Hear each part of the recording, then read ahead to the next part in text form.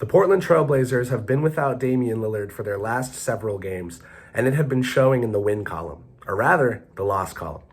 Having dropped 4 straight games coming into Friday night's matchup at Madison Square Garden against the New York Knicks, most experts and even Las Vegas had the Knicks as favorites to hand Portland what would have been their 5th straight loss.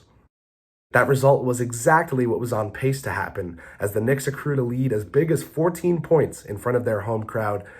8 straight points from Emmanuel Quickley in the second quarter just about had the roof of the Garden ready to blow off before halftime. However, the Knicks, who were 9-10 coming into Friday night, have struggled with holding on to leads, no matter the size, over the past several seasons.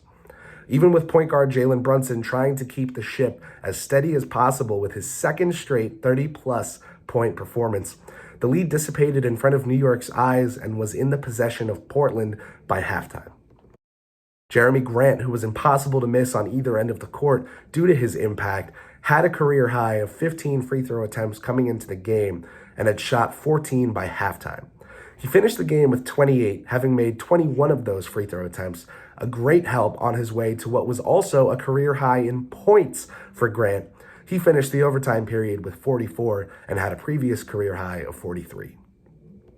That wasn't all for career highs for this Portland team either, who knew they had to step it up with Lillard out for another game.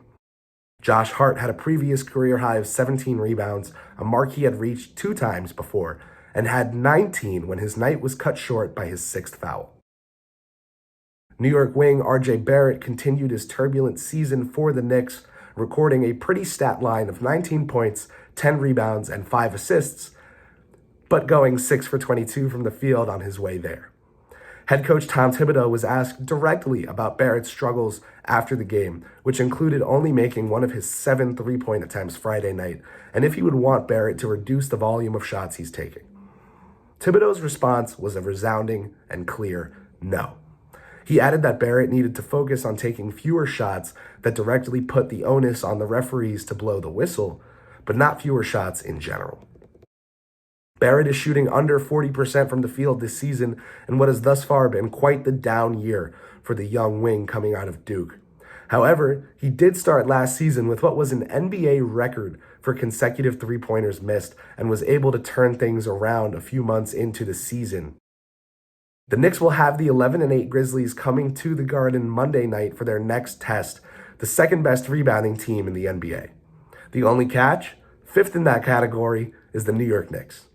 We'll see who wins the battle on the glass and on the court in general Monday at 6 p.m. when the New York Knicks try to get back to 500 basketball.